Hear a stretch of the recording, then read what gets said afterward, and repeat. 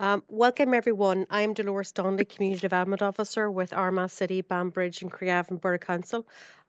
Like to welcome you tonight to our lecture series, Rippling Effects of the Great Irish Famine.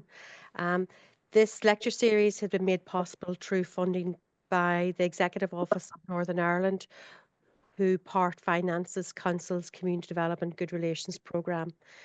Our first speaker tonight is Professor Salvador Ryan, and Salvador will be speaking on popular piety in Ireland, the pre-famine and post-famine periods. Welcome, Salvador. Again, thank you so much for joining us this evening. I really appreciate it. And if you'd like to commence whenever you're ready, that'd be great. Great.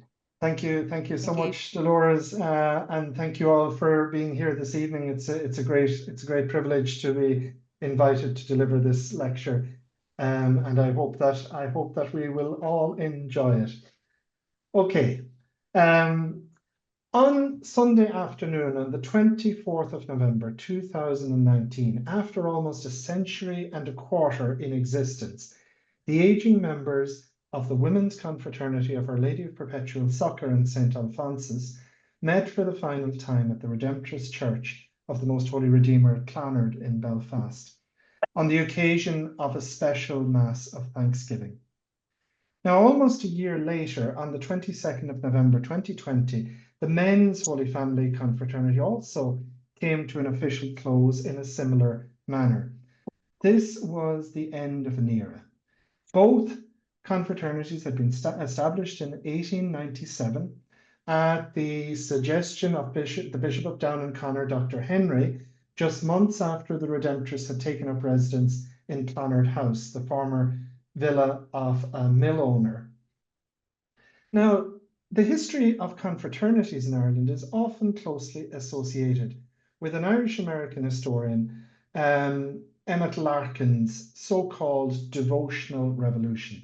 Now, Emmett Larkin was a historian who taught at the University of Chicago, and he wrote a very influential article in 1972 in which he talked about a devotional revolution occurring in Ireland, roughly between the dates of 1850 and 1875.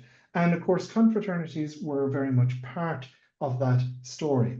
And yet at the same time, confraternities both predate and post-date this period, with their age of greatest influence, I would say, being the 1940s and the 1950s, before a sharp decline in the decades after the Second Vatican Council.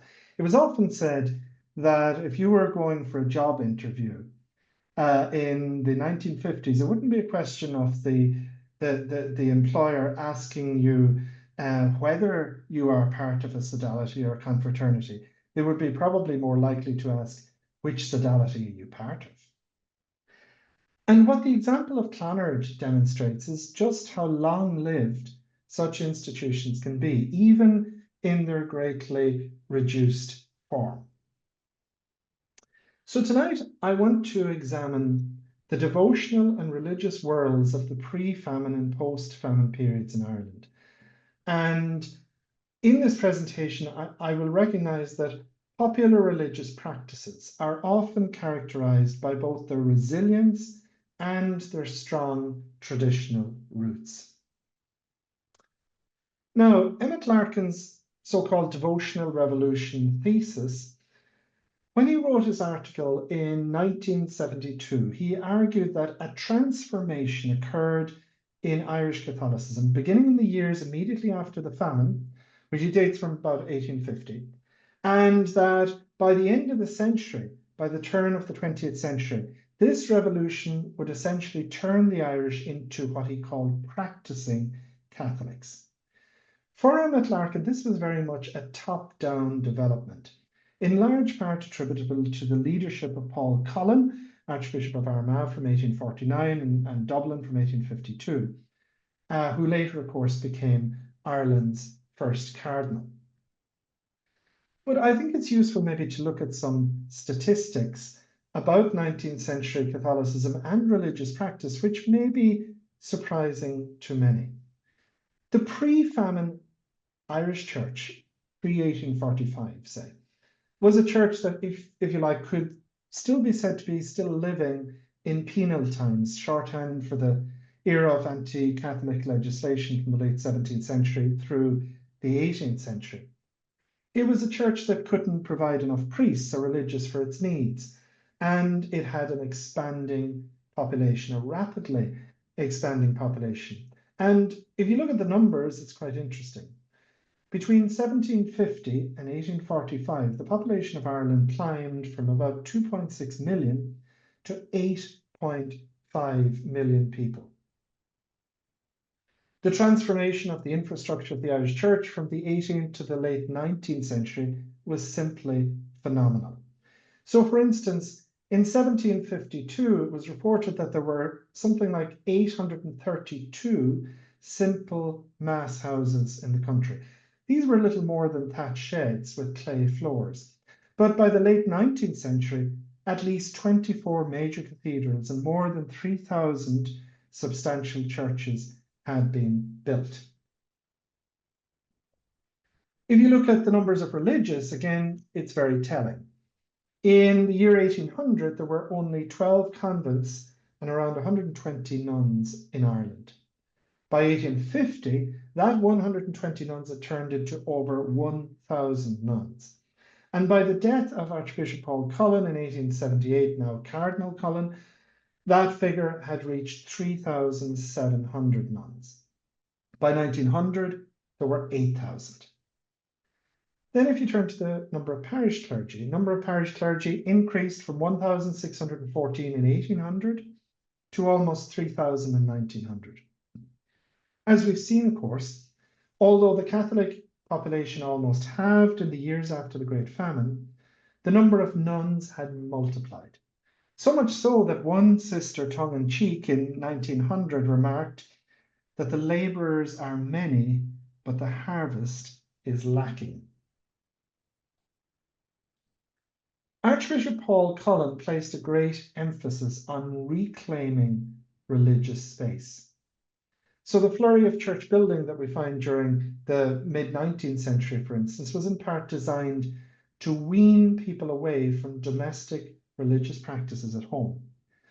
Now the new emphasis was on the proper location for such practices being the church building. So it was time for the hierarchy, it was time for them to reverse what had been a worrying trend among Ireland's pre-famine population. That is, the practice of many forms of traditional religion outside of church settings and beyond the clergy's supervision. In 1835, while still living in Italy, Paul Cullen, of course, had been rector of the Irish College in Rome, and one of his great champions, if you like, was the future Pope Gregory XVI. And Cullen went back on holidays to Ireland, and when he went on a trip to Ireland, he was returning to Rome in 1835, and he reported there on the poor, miserable buildings destined to the purposes of Catholic worship in Ireland. And he contrasted them quite starkly with the sumptuous churches which adorn almost every town on this side of the Alps. Now, along with emphasizing the importance of returning to the churches for worship, Paul Cullen also imposed stricter clerical discipline and vigorously promoted parish missions and retreats and a wealth of Roman devotions such as the Rosary, 40 hours devotion, benediction, vespers, novenas, devotion to the Sacred Heart, and so on. And these were accompanied by the production of a wide range of devotional objects, rosaries and scapulars, holy pictures, and popular prayer books. Cullen encouraged the work of confraternities and parish missions in finally making the Irish Church firmly Tridentine, that is, finally accepting the prescriptions of the Council of Trent, which of course had met in the mid-16th century. And it was almost like Trent interrupted. There were some efforts at implementing Trent in early 17th century Ireland, but because of the tumultuous nature of the time through the 17th and then indeed the 18th centuries, this was simply not possible. And it was taken up again in the 19th century, at least. That is one of the theories. Now, I suppose Colin, if you like, caught a pastoral break in the dramatic change in the ratio of priests to laity in the post-famine period. In his Devotional Revolution article in 1972, Emmett Larkin pointed to the exponential growth in mass attendance from a figure of about 40% on the eve of the famine to over 90% by the year 1890. Indeed, in commenting on the large influx of Irish to Britain from the 1830s onwards, one historian has remarked that the low practice rates of the Irish actually came as a shock to English clergy. In contrast to their English counterparts, Irish immigrants seemed to be largely non-churchgoers. And this might strike us as being very odd, given our experience of certainly Ireland having traditionally high rates of religious practice, or let's not even call it religious practice, of church going, because religion. Okay, so the Synod of Thurles met in 1850, and it was attended by the 4 archbishops and 20 of the 23 of the other bishops. There were also six provincials of the regular clergy, the visitor of the Congregation of the Missions, the Vincentians, and also the abbot of Mount Melleray Abbey, the Cistercian Abbey in Waterford. One of the pressing issues of the day was proselytism. In response to proselytism, the Synod decreed that good preachers be sent into areas where proselytizers were at work. So there were going to be missions by Jesuits or Vincentians to be established, and also the establishment of sodalities to shore up the defences of the Catholic laity. There was also an emphasis on getting good Catholic books out there, and lay people were instructed not to engage in discussion with non-Catholics about religion. Both priests and laity were to avoid public disputations. Various classes of people were considered to be a particular risk. For instance, Catholics who were serving in Protestant households, Catholics who were in the army or the navy, and also Catholics about to emigrate. Furthermore, Catholics were forbidden to assist at the sermons or services of so-called heretics. The Synod of Thurles placed a great emphasis on where the sacraments should be administered. The administration of the sacraments was now to take place in churches and not private houses, as had become the practice for many of the sacraments during the days of the penal days, especially.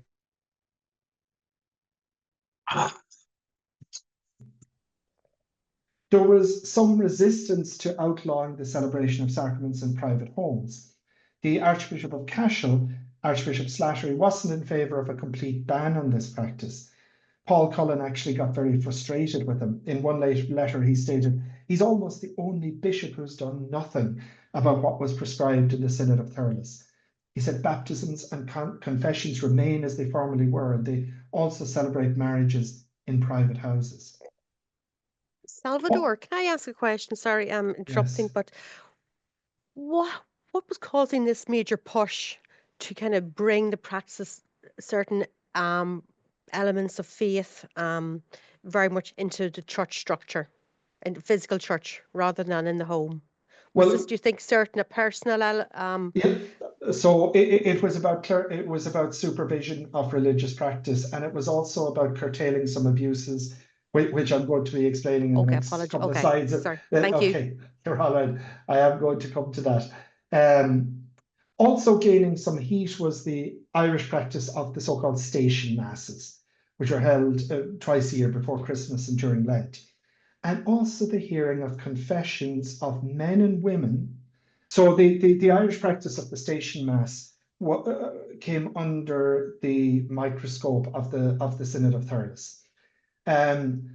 Also, in the early 19th century, there was a scarcity of clergy, and distances between functioning churches could be quite considerable. But the main thing was the Synod Fathers were worried about the hearing of women's confessions in private houses without the protection of the confession box or the screen. And they mandated that confessions were to be heard in churches or in places where the doors were left open. And it was finally agreed this would be the norm, except in cases of necessity. Rome was particularly worried about priests hearing women's confessions in private houses. And they eventually conceded that if it was to be absolutely necessary to hear confessions, in private houses that a fairly bulky portable screen should be used and should be carried to the houses in question. And Archbishop Cullen was actually landed with selling this idea to the other priests and bishops, many of whom laughed him out of it. When the newly appointed Bishop of Kerry, Coadjutor Bishop of Kerry, David Moriarty, presented the idea to his priests, there were some choice comments about the prospect of transporting bulky confessional screens to some of the rural areas that they routinely held stations in. And there were practical reasons. Dolores, coming back to your question, why the celebration of the sacrament of, for instance, marriage in private houses was discouraged. It was open to abuse. Clergy would often seek large offerings of money for assisting at celebrations in private houses, sometimes receiving as much as £40 in a single collection. The Synod decreed that sacraments were never to be denied to people who couldn't make an offering for them. Above all, no offerings were to be accepted for the administration of the last rites, for instance. Also, the lives of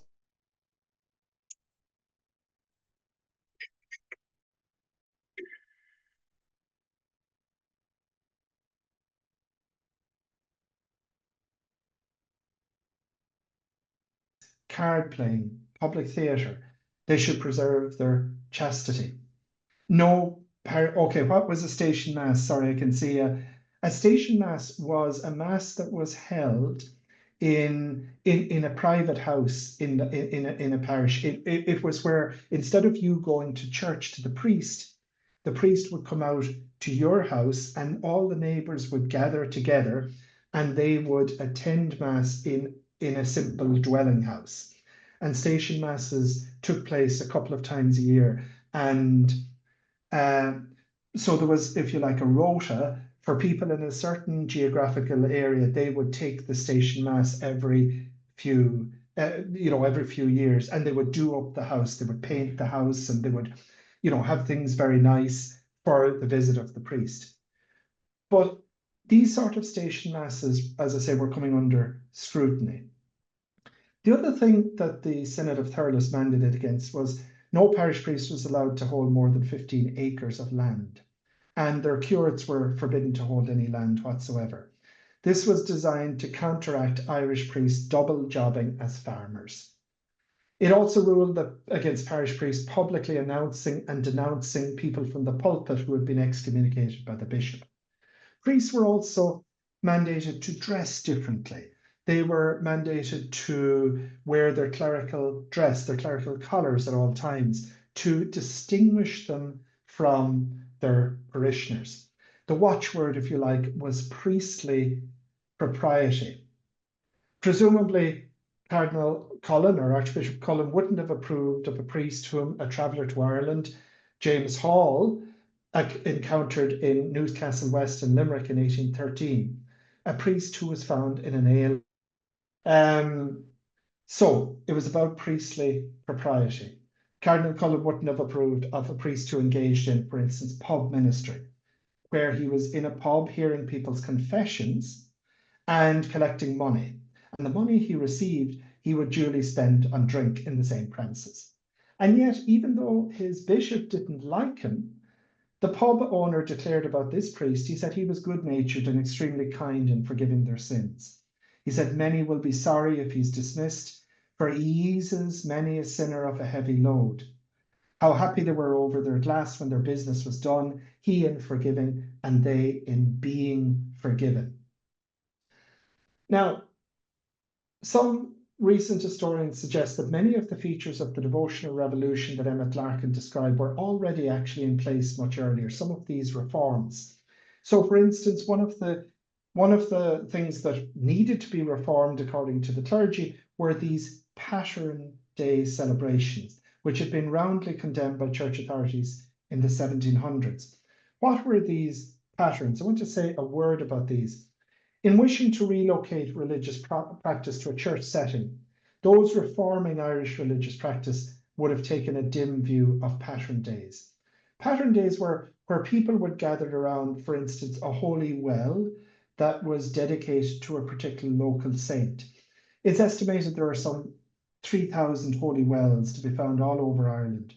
It's a very strong tradition where holy wells are dedicated to specific saints, whose feast days are celebrated in traditional pilgrimages known as paterns. And they're called paterns after the Irish word patrún, which is basically a patron or a patron saint.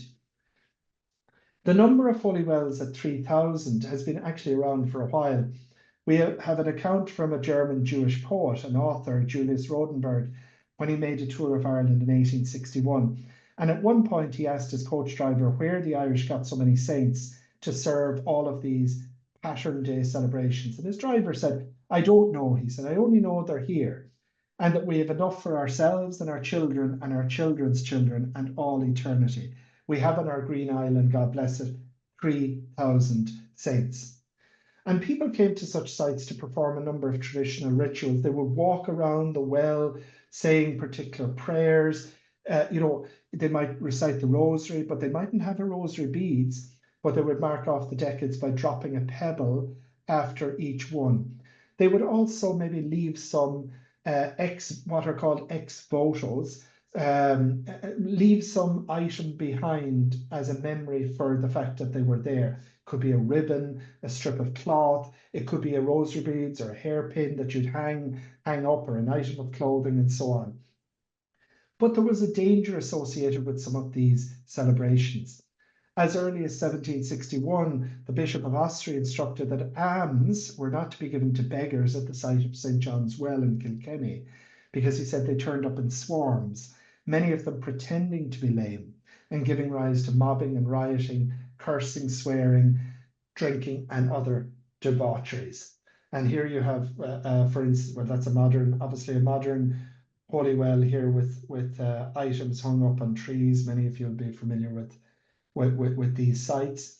And there's an artist's impression of a much older pilgrimage to a holy well on a Pattern Day.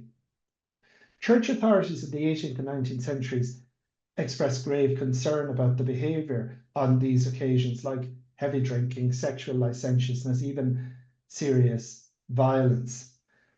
And these were clamped down on, so much so that actually they weren't, even in the 20th century, the first half of the 20th century, they'd actually fallen off in popularity. And we know that from the folklore that was collected in the 20th century, first part of the 20th century, which talks about many of these local wells that had become grown over, if you like, and that people weren't frequenting. And yet there has been a revival in them in more recent years. One man actually who was interviewed in 2015, had this to say about the continued adherence to rituals around holy wells. And this is what he said. He said, well, of course, he said, the wells go back 10,000 years. The Mass only goes back about 2,000. Tis a modern innovation, God forgive me for saying it. Which I think it's wonderful, this idea of these wells going back, for centuries and centuries and centuries. Of course, I mean, that's one particular impression. To return though to post-famine Irish Catholic devotion, the change that would actually come slowly, and more recent historians point to what you might call a hybrid form of Irish religious practice. You had many traditional customs now coexisting with new devotions from 1850 to the turn of the 20th century. And so scholars nowadays are more reluctant to identify a specific turning point in people's devotional lives. The narrative of post-famine Catholicism is more commonly understood now to be one of continuity in the midst of change.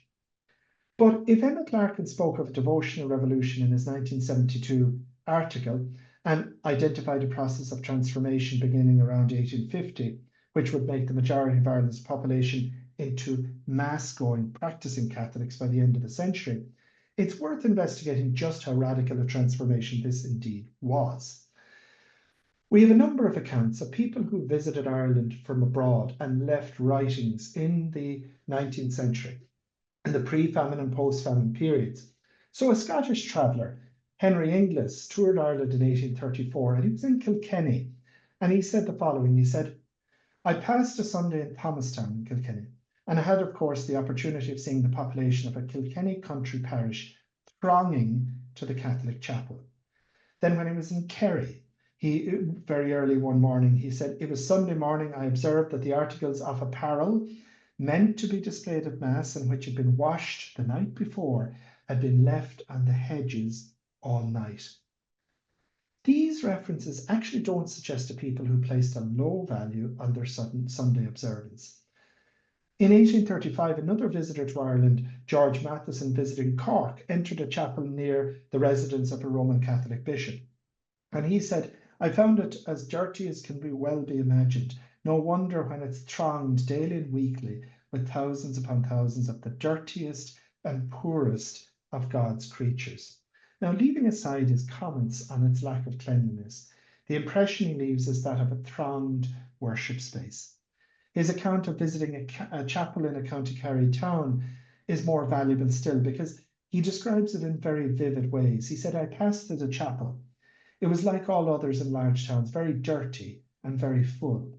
In fact, there wasn't room for numbers, and the avenue to a great distance and space all around the door were covered with poor creatures, some of them kneeling, some prostrated, as in Eastern climes, and touching the ground with their faces, others sitting, others standing against the walls and begging in the name of God and the Blessed Mother of God, and dealing out blessings on all who passed by.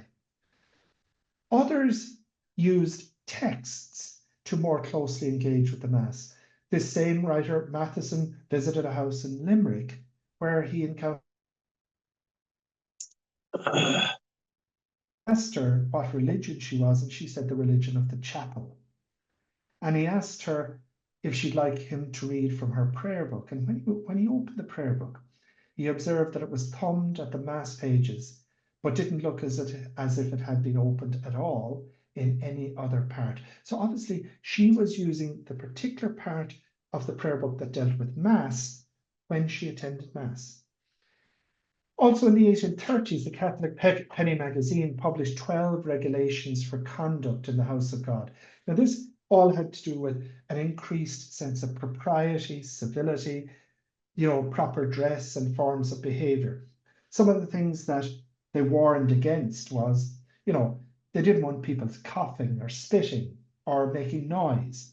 People should be remarkably clean in their dress, appear in a respectful posture, and avoid any ridiculous gestures or forms.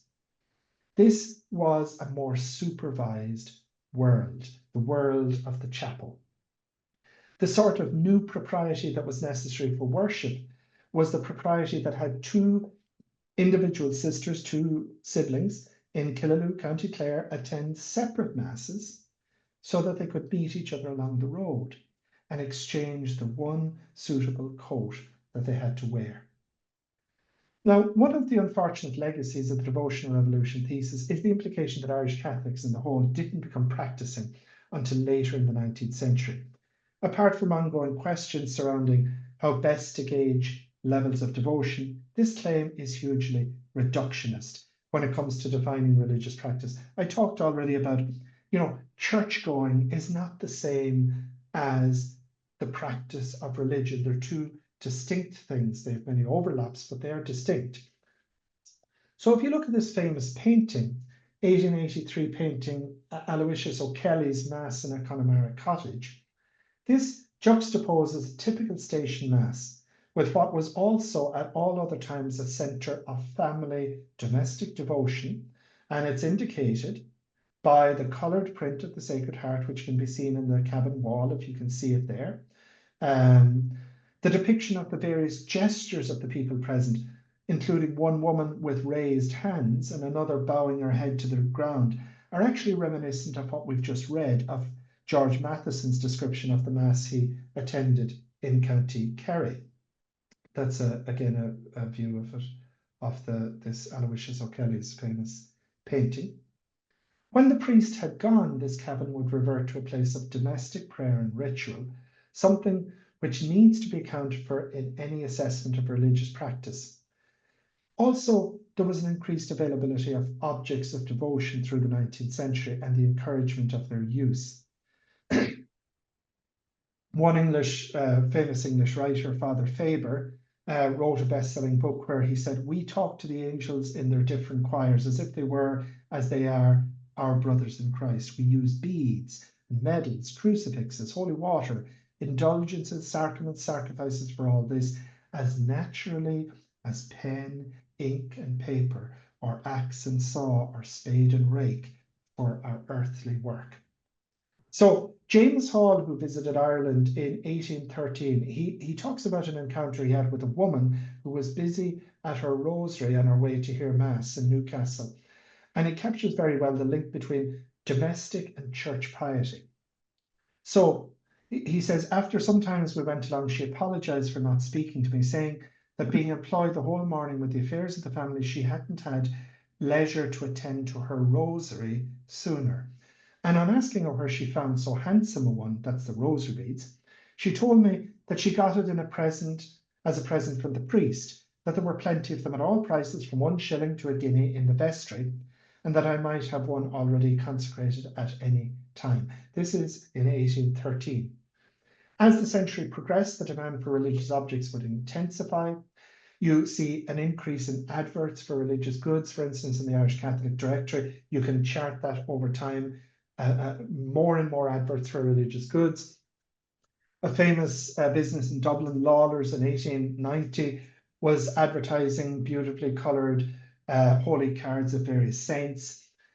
Sacred Heart of Jesus, Immaculate Conception, Crucifixion, Cross with Dove, all sorts of variety of religious cards.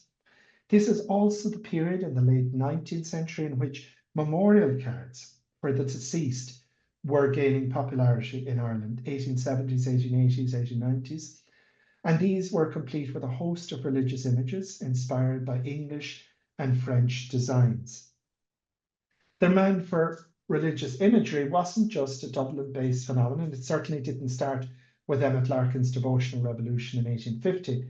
As early as 1835, again, George Matheson, who was travelling through Kerry, he entered a business premises, and this is what he had to say. He said, inside, there was an old man in the shop who had been 28 years blind, and he boasted of being a famous whiskey drinker, was evidently an old reprobate. He came to buy prints on large sheets of paper of the Virgin Crown, the Seven Dolours, Our Saviour, Adam and Eve, St. Patrick, and other saints. He took 3 dozen at 1 penny each and said he would sell them as fast as he bought them among the country people to stick up on their walls at 3 halfpence, and hoped to get a good drink out of them that blessed night. The nationwide reach of devotion objects was greatly aided by the phenomenon of the parish mission, where these, Redemptorists or Vincentians or Jesuits would go around from parish to parish and have a week-long mission, for instance. There was a particular mission, like a religious festival, for those of you who don't know what a mission is, lots of preaching, lots of administration of the sacraments, and so on. In one parish mission in Dundalk in 1859, one anonymous chronicler observed, the people are generally very poor, yet they purchase on every mission from the hawkers, those selling, religious goods, who follow the missioners everywhere, 1, 2, or sometimes even £300 worth of pious books, scapulars, rosaries, crosses, and medals. Adorning one's home with religious imagery was a way of creating or recreating a sacred space within the domestic setting of the home. For a County Cork businessman, John Reardon, who left a diary, and that's how we know this, he frequented the Cistercian Abbey of Mount Melleray in County Waterford for retreats. And it was a way of bringing something of the monastic experience home with him, because in 1888, when he was at the monastery and he was leaving for home, he bought, along with some prayer books, he said, some of those sheets regarding eternity that are hung up in the bedrooms in the guest house here. So he wanted to bring religious imagery home with him and put it up on his walls. Popular portrayals of 20th century Irish Catholicism closely associated with devotion to the Sacred Heart. And yet this devotion had roots in mid-18th century Dublin, and by 1797, a formal confraternity of the Sacred Heart had been established there. And it was encouraged that people place a picture of the adorable heart of your Saviour in some conspicuous place in your house, so that the sight of it may inspire you to love him. And of course, the extension, Pope Pius IX gave a feast of the Sacred Heart, feast of beatification of Marguerite Marie Alacoque, who's associated with the devotion. This gave added impetus to the devotion, and it becomes a more pronounced feature in Ireland after 1875. Many of you, or some of you, may be familiar with the famous Irish Messenger of the Sacred Heart publication, still being sold, still in print, and it dates from 1888. And this recommended that on New Year's Day, families should dedicate their homes to the Sacred Heart of Jesus and affix their signatures to the certificate of consecration, periodically renewing this commitment.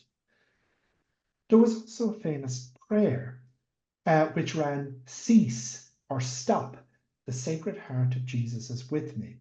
And this became a popular short devotional aspiration and was frequently invoked for protection. At no time did this matter more, perhaps, than during the First World War, when it was claimed by one nurse in a military hospital that Irish and English Catholic soldiers put more trust in the Sacred Heart than in surgeons and nurses.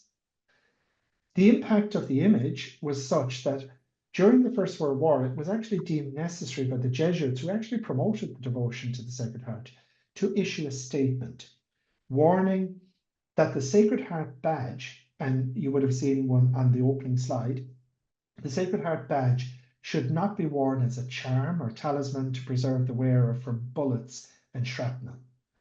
Yet at the same time, the Sisters of Mercy in Dungarvan in County Waterford had no qualms about promoting the story of one Thomas Kelly of the Royal Fusiliers around him in 1915, put his left hand on the Sacred Heart badge that was sewn inside his tunic above his heart when a bullet hit the emblem and glanced across his chest, passing through his right shoulder.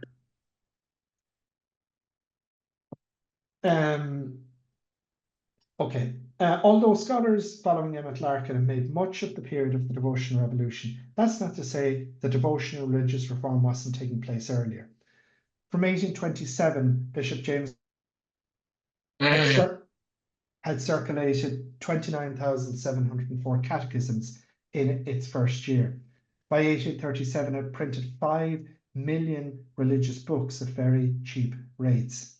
A priest, Arthur O'Neill, parish priest of Larne, distributed 100 copies of the New Testament and the same number of the Abridgment of Christian Doctrine, while advising every priest in Ireland. But that sort of urgency wasn't found everywhere.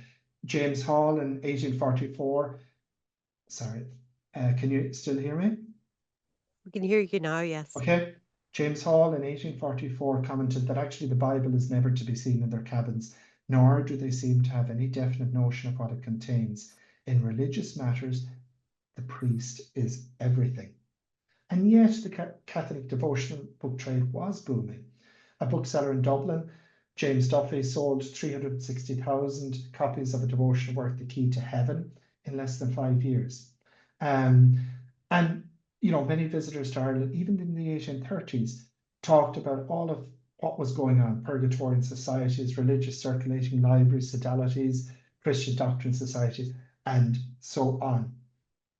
While there's no denying the exponential growth in the availability of religious texts and devotional objects in the post-famine period, the fundamental impetus towards reform of the lives of the Catholic laity associated with the devotional revolution had its origins much earlier. And this is something which has been explored at length by a more recent generation of scholars. Okay, we finally got to the concluding part, and hopefully we'll get there without any further difficulty. So what I've tried to do, I suppose, in the past while, is to problematize the neat categorizations into which we sometimes place devotional developments. So we've looked at the devotional revolution thesis of Emmett Larkin and how it has been qualified somewhat in the years since it first appeared in 1972. And we've examined evidence of popular religious practice on the ground, if you like, in 19th and early 20th century Ireland. It's worth remembering that the adoption and the continued success of devotions is rarely entirely dependent on their imposition from above. And crucially, They are rarely solely dependent on the actions or policies of one individual, even one as Cardinal Paul Cullen. If that were the case, devotions and religious practices that come to be frowned upon by church authorities would quickly die out. And of course, we know that's not the case. Rather, they are nurtured and practiced, often most importantly in domestic settings in the home, and they become part of the fabric of familial life.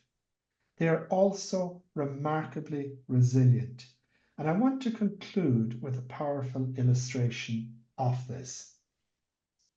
In London in 1861, the first English translation of a 17th century collection of prayers of St. Gertrude and St. Mechtild was published. One of the evening prayers that it contains is attributed to St. Edmund, who was reportedly told by our Lord that, and I quote, that those who use this prayer shall be preserved from sudden death in the night. And here's how the prayer rang, or here's how the instruction for the prayer, or the gesture actually ran. It said in the prayer book, it said, before you lie down to sleep, trace on your forehead these 4 letters, I-N-R-I, saying, may Jesus of Nazareth, King of the Jews, preserve me from sudden and unprepared death. Amen. Right. So this is a prayer that you are to say when you are going to sleep at night. It is a prayer that occurs in a religious prayer book in 1860, in the very, very early 1860s. And here we have it. In this prayer book is an edition of a prayer book that actually was published in 1860. This is, an edition from the early 1920s though, but it's the same text. And if you look on the bottom of the right hand corner, you can see before you lie down to sleep, trace in your forehead the 4 letters I-N-R-I, saying, may Jesus of Nazareth, King of the Jews, preserve me from sudden and unprepared death. Okay. Interesting, this is 1860. This particular prayer book has an imprimatur from, as you can see here, Paulus Cardinal Cullen. And you can see there's a preface here from July 8th, 1860. So this prayer would also be included under night prayers in the abridged Treasury of the Sacred Heart with Epistles and Gospels, which was enormously popular in Ireland, published in 1860 with an imprimatur by Cardinal Cullen, and it went through numerous editions in the years after that. Okay, so think of that, 1860, this prayer is very familiar to people. Okay, its longevity is attested by the following observation by no less than Chris Patten, former European Commissioner and Governor of Hong Kong, in his 2017 memoir, First Confession, a Sort of Memoir. And here's what Chris Patten has to say. He says, my earliest memory of a religious observance or prayer is my dad as he kissed me goodnight, tracing the letters I-N-R-I on my forehead with his finger. As he made these marks on our foreheads, my father repeated the prayer he thought had helped to keep him safe on the passage by wartime convoy to the Middle East. And here's the prayer. May Jesus of Nazareth, King of the Jews, preserve you from sudden and unprepared death. And here's what Chris Patten says. He said, I did the same with my own children and now do it with my grandchildren. So the INRI actually stands for Jesus the Nazarene, the King of the Jews. Jesus Nazarenus Rex Judaeorum in Latin. So it's just a sort of an acronym for Jesus the Nazarene, King of the Jews.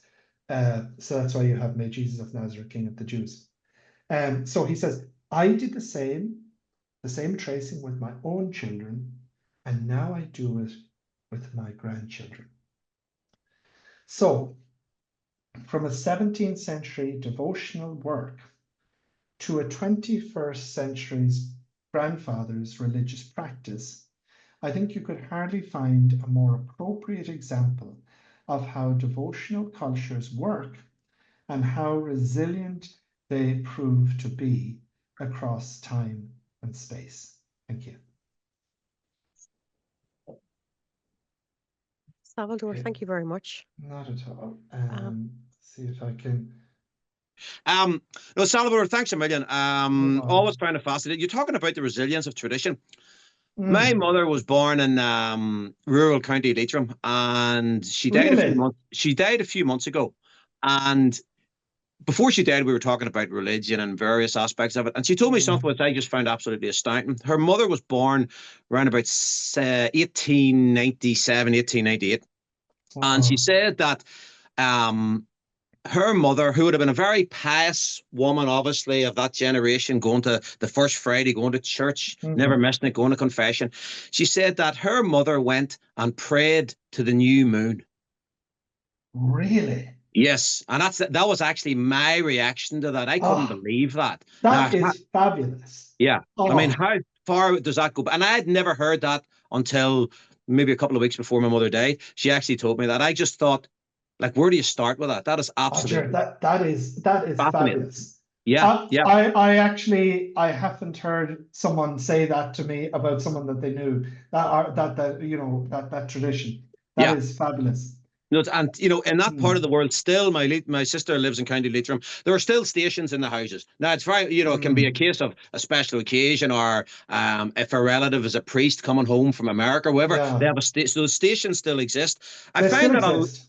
I find that a lot of the material. I wrote an article on this for Shanna Hazard Waha in 2008 or so, and I found a lot of the material pertains to the south and the east of the country. And actually, it's almost as if O'Connell referred to the Black North. Now, you mentioned Larne, and you also mentioned at the very start Clonard. But I mean, where I'm from, North Armagh, which would be seen as a hotbed of sectarianism, in Eger which would be very close to Loughgall. It's a Loughgall Parish Church. It was built in 1787. And you tended to find that, as you would well know, a lot of the church built at that period depended on the benevolence of the local landlord. So to find a Catholic church very close to where the Battle of the Diamond took place in 1795 is fascinating. And from about 1810 onwards, you get a series of strong parish priests in, and this sort of pulls up Larkin's devotional revolution thesis that they're building from 1810. Lurgan in 1832 had a huge Catholic church built. I've got a letter from a committee established in 1832 in Crossmaglen, and they're writing to the local landlord asking for a piece of land so they can build the first Catholic church since the Reformation. And so there's a lot of church building going on. I've looked at specifically Armagh, but there's a lot going on. But you also did find longevity of tradition. There was, again, in that Loughgall area, which is mid-Armagh, for people who aren't familiar with it, there was at the Nurses Hill, which is a field which is still there to this day. In 1827, there was an open-air altar, which was destroyed by loyalists, obviously, but it was burnt, and there's a lot of information about that. So you had loyalists destroying it on the one hand, but on the other hand, you had the likes of George Ensor, you had Charles Brownlow, who became Lord Lurgan, you had Charlemont, you had Gosford, and they were all very much pro-Catholic emancipation. In fact, one of the things that's been overlooked in the 1826 elections, because everybody focuses on O'Connell and Clare, is that Armagh returned two pro-emancipation candidates. And actually, Brownlow had been elected on the Orange vote in 1818, and he was sitting at a select committee in 1825, and he heard the evidence of one of the bishops. He asked the bishop, to whom should a Catholic give their loyalty, the state or the Pope? And the bishop said the state in which they're living at the time. And this completely changed Brownlow. And Daniel O'Connell said he's a great man, he'll do great things for us. But in Derry and Tyrone in the early 1830s, you still had people at Mass Rocks. In rural areas, you still had that. But what I found interesting was that during the famine, going through so many letters, that Catholics did require a special dispensation in order not to eat fish on Fridays during Andrach Hale, which would have been, say, October 46 through to, say, early 1849. There was still, so that shows a level of control of the church and also devotion from the people themselves on the ground, that they couldn't eat it unless. And you would find priests on relief committees saying, "Okay, well, we're going to have to get a special permission from the bishop in order for you to." When people are actually starving, one of the things I found fascinating, actually, and it jumps out at me, and you were mentioning about the Bible, and of course, the Bible readers were despised by the church, especially those who were converts. And I came across this document from Buncrana in County Donegal in 1848. This is January 1848. So you're sort of thinking in the worst of the famine, freezing cold January, people starving, and there's a wake house in Buncrana, and the priest goes into the wake house and asks for the man of the house. And when he comes along, he punches him.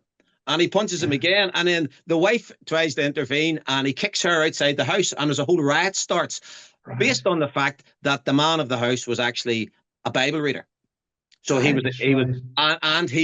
was converting people through Irish in that area, and I just found that absolutely fascinating. You'll have come across the Reverend Pope in the 1820s, who had the open air discussions in County Leitrim with Father Maguire. Father Maguire, who was a very wealthy priest, you'd made reference to the priest with land. He owned award-winning, prize-winning greyhounds and all, and they had open air disputations, you say, in County Leitrim.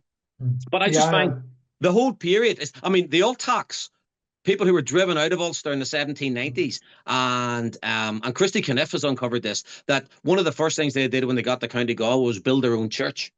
So it shows the importance of the system to them. But I think it was fascinating talk, and there's so many aspects to it. There's so much I'd like to maybe at some other stage follow up with you there, but certainly do send me an email with that.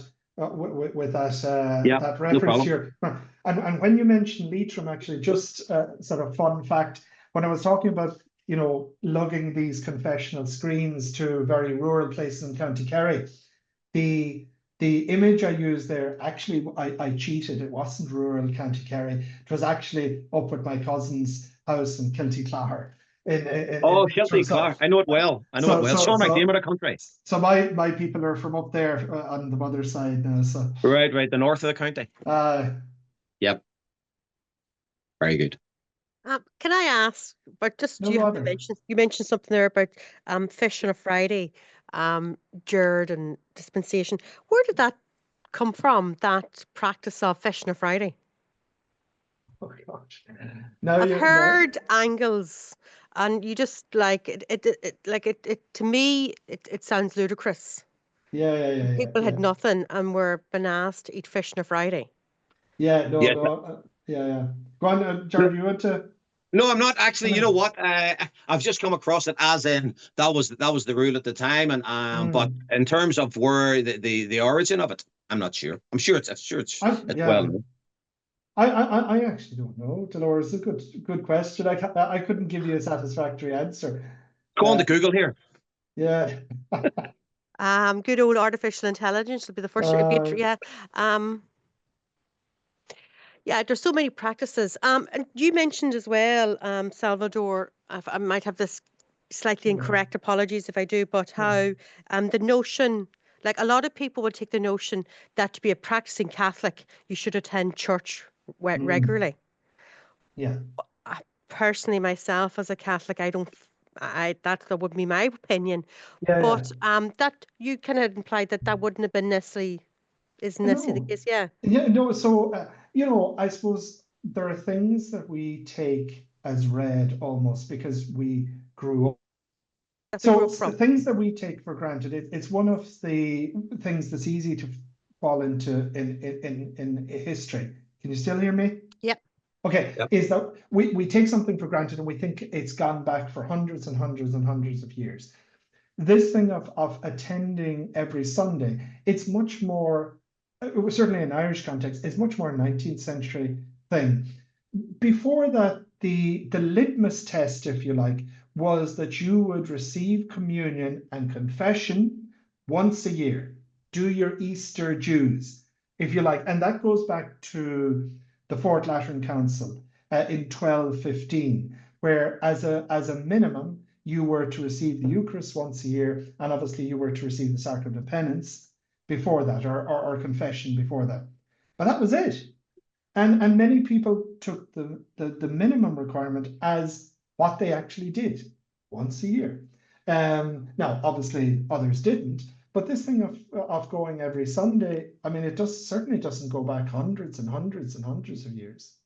No, what it's interesting actually. I have seen a priest diary from about 1819 to 1827 for Rich Hill, County Armagh, basically between Portadown and Armagh. It was an old friend of mine.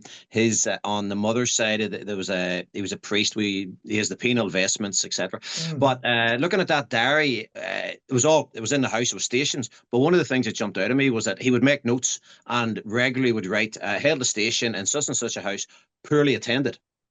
Yes, yeah.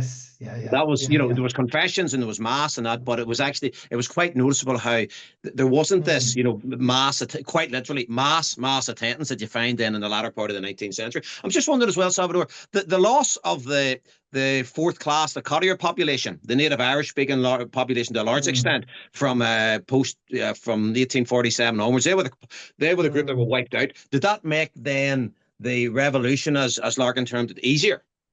Yeah. So what's really interesting, I'm glad you brought that up, because what's really interesting in the devotional revolution, it's not always commented on. So when people talk about the devotional revolution, they often talk about this is the Romanization of Irish Catholicism, all these devotions coming in from Rome. But it's not just the Romanization of Irish Catholicism, it's also the Anglicization of Irish Catholicism. Because a lot of these, like the vast majority of these new prayer books that are being produced, it's in the English language, not in the Irish language. You have very, very few, comparatively speaking, religious devotional resources that are provided, certainly in print, in Irish. So interesting you say that. Sorry, that same man has a booklet, a prayer book from about 1805 in the Portadown area. And at the very start of it, it says the first couple of pages are in Irish for the people of the area who still speak that language. Now that's Portadown, North Armagh. So that's and there was something else I've forgotten. So I was going to say something else to come back to me about the Irish aspect of it. Harry, do you want to mention anything in the background there? I know you're there.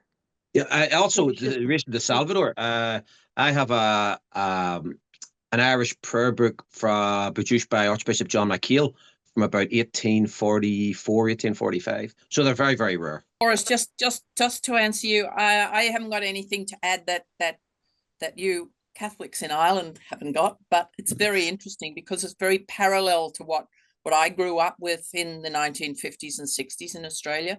And I think exactly that the devastation of the country and the lower level of population that didn't necessarily come to Australia, and I'll talk about that later, was the reason I think that some of this on the ground Catholicism, if you want to call it that, evaporated, if you want to, refer to it as that. But what always has amazed me trotting around Ireland is that the plaques on these churches that could have come out of a catalogue are all built, or a huge number of them are built in the middle of the famine. And there was a question here by someone saying, where did the money come from? People are starving and they're building churches. I find that apocryphal, hypocritical, if nothing else. That's all I want to comment. I mean, we could talk about this, and I'm not going anywhere. It's now 7 a.m. I'm nearly ready to get out of bed. So I'm happy to go on if you are. So just because the thing is there potential element here that were psychologically the trauma that the Irish society was going through during the famine and post-famine. In some way there was a kind of some kind of social gap post-famine, and stronger kind of religious practices, etc. Were really kind of picked up. Is it like, has there been much kind of research or identification around that? Because like as a society, I'm quite traumatized in the years following the famine. Social networks maybe gone, stuff like that, and were people also looking to something else for some kind of maybe strength, spiritual strength? If not to the moon. if not to the Yeah, moon. yeah. And also, is there a certain amount of social pressure involved here too, to be conforming, you know, with a lot more practices, like that Yeah. now to be seen at church weekly. You could not, you know, those kind of things. Like, I grew up at a time where you had to be at church on a Sunday. But is that priest driven rather than Exactly. community driven? This is where the church and the male church Yeah. leaders in the country, they're two different, very different things. Yeah, and I would almost associate that more with a 20th century phenomenon, because I think even in those latter stages of the 19th century, the church in Ireland was really still catching up. There were still people, even, I mean, you get it even in the late 1800s, even into the early 1900s, where you will have confirmation, for instance, being held in a particular parish, and you know the bishop will come to confirm the kids. But it's not just the kids. Sometimes there are older men being confirmed that were never confirmed.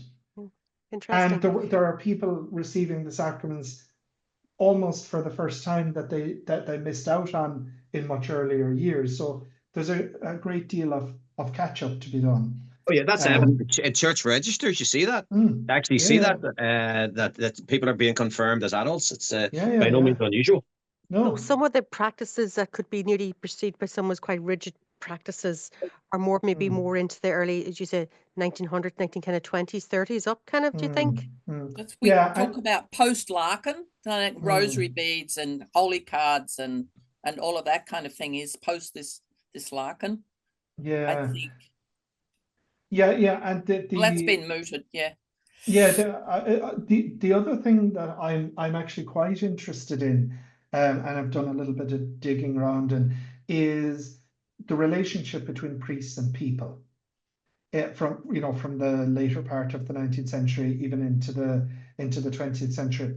And sometimes we have this idea that, you know, it was such a priest-ridden place that people were under the thumb of the priest, you know, and the priest was boss, and what the priest said went, and so on. And of course, it is a caricature. What I'm interested in is actually the amount of pushback that sometimes isn't acknowledged, pushback from the laity, and it could be either directly. We even have letters from women written to. There's some letters from the 1870s, 1880s to the Archbishop of Dublin, from women who are complaining about how they are being treated, and they're writing letters. But not only that, you also have, through the medium of humor and the medium of satire, almost taking the priest down a peg. So we have a wealth of stories where the priest is actually, you know, taken down from his high horse. And these stories are circulating among the people, and they're almost like release valves, where there is tension between priests and people at some very, you know, noticeable pressure points. And through the medium of humor and through the medium of story, that's one of the release valves for dealing with that tension. And I think there's an enormous amount of work still to be done on that. It's actually just a slight tangent, but a priest in the parish of Gall, just outside Carrick-on-Shannon, where my mother was born. My mother said that she remembers in the 1940s that the priest was silenced. That he used to say mass, said mass every day, but nobody could go to the mass. And I tried to find out what the issue was, but he was silenced. He still lived there, but he wasn't allowed to say mass for the public. It's interesting. I mean, it's probably been lost now as to why. But it's one of those many facets. It isn't as pious or simple as, you know, she remembers fellas showing up drunk in Carrick-on-Shannon for midnight mass. And, you know, people will say, oh, is it awful the way it is today? That was happening, 70, 80 years ago? Yeah. And probably before that as well, you know? Yeah, absolutely. George, do you have anything else to add before? Oh, I think I've said plenty, Dolores, as usual. That's what I would say, as always. Perry, have you anything to add before you start your? No. Look, Listen, Salvador, thank you so much. Not at all. I'm sorry about I'm just so Honest, sorry. don't worry. Listen, technical problems happen, you know. Yeah. But then with some food for thought, No because bother. I suppose with everything we have perceptions of religious practices, customs, etc. And Yeah. it's interesting how kind of development of things kind of post-famine. And for me, certainly that a lot of the more kind of I suppose I would say more rigid kind of social practices were maybe a little bit more later into the early 20th century, you know. Yes, But thank yes. you so much. I Not appreciate at that. all. An Um, absolute privilege. Thank you so and much. listen, I'll be in touch. No bother.